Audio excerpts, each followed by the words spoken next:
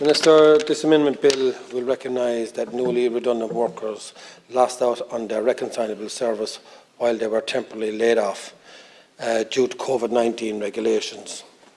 It also highlights that the employee was not necessarily laid off and had not qualified for a state payment of PUP or job seekers.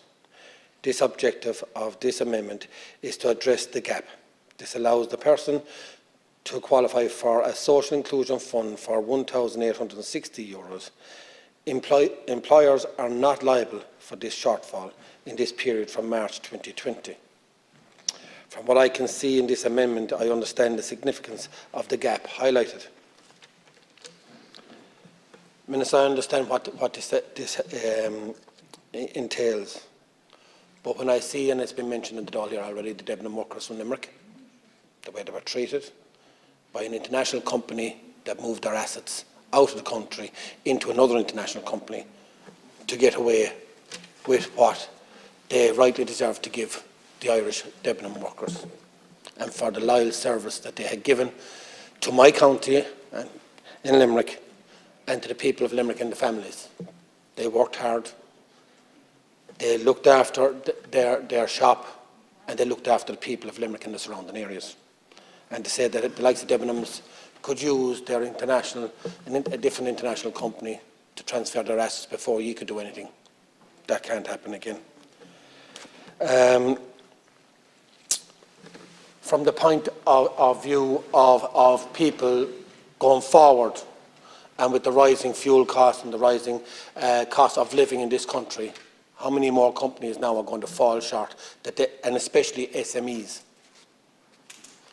where we might be now seeing that we'll be in the same situation with redundancies.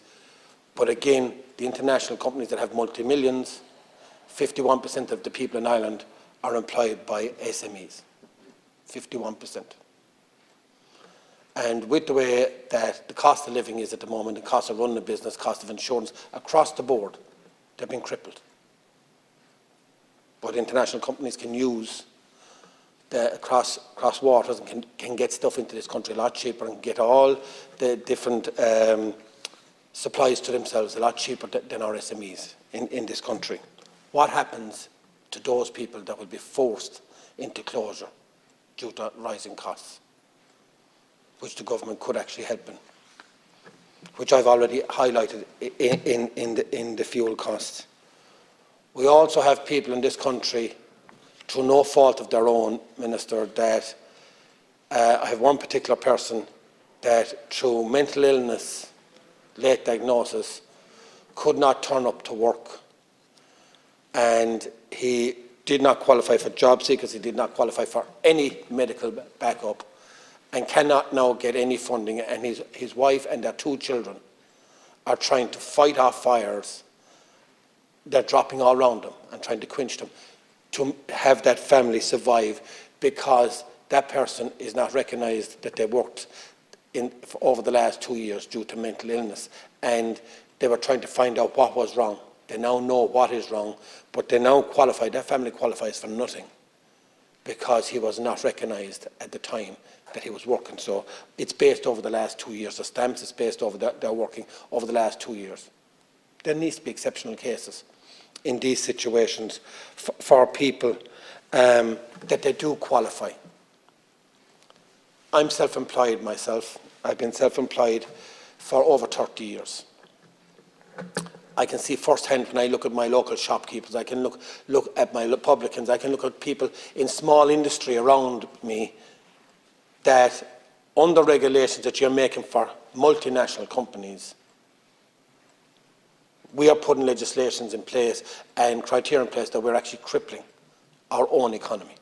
We're crippling the people that keep our children through their summer jobs that they're doing for college, for feeding their families. We're crippling them due to regulations that are in this country and enforcement in this country.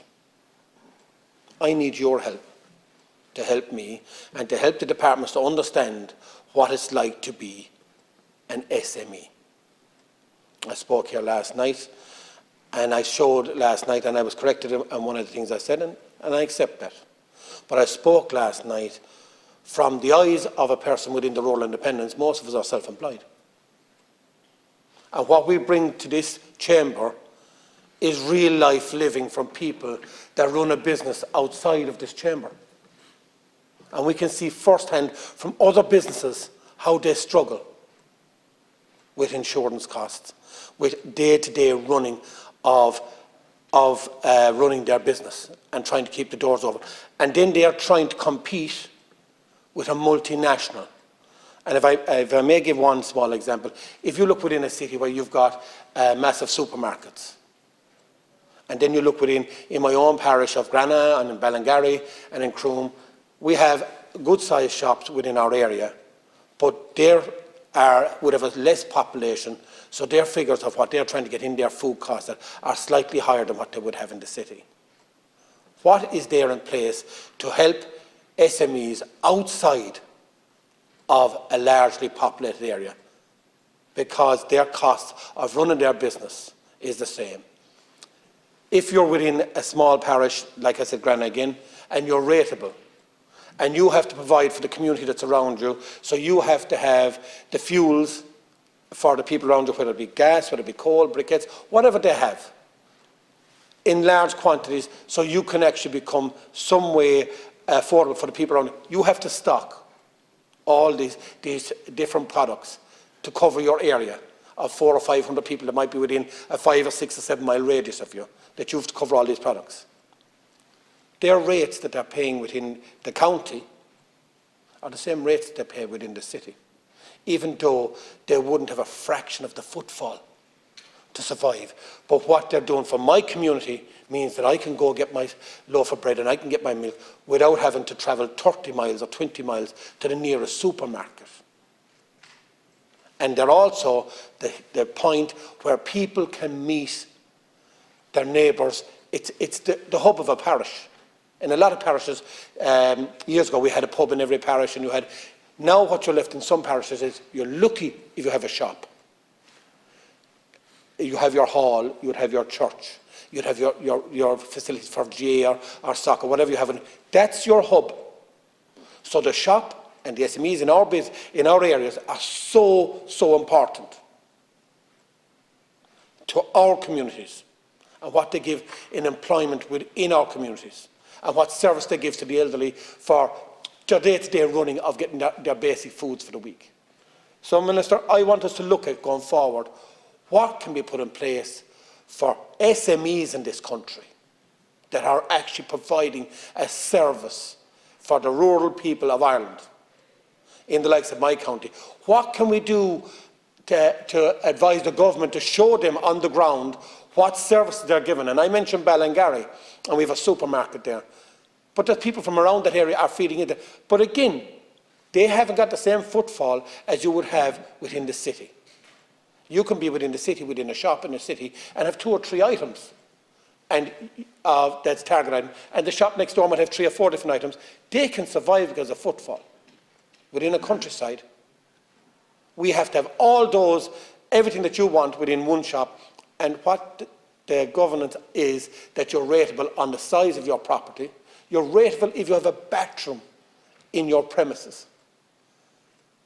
So you're creating a facility for somebody that might be passing through, going onto Kerry, or they're going to Cork. You're now rateable for somebody to provide them a service that they can go to the bathroom. All these things need to be looked at. How we can culturally keep our communities together and help them grow. So, Minister, I do support this. I support where it goes, but it needs to go a lot further. And I need your help within the government to understand rural living, SME living. It's not all about international. We can see what an international company done to the people of Limerick and Debenhams. And it's a little too late. So, Minister, any help you can give me, I would appreciate it for the protection of the SMEs. Thank you very much.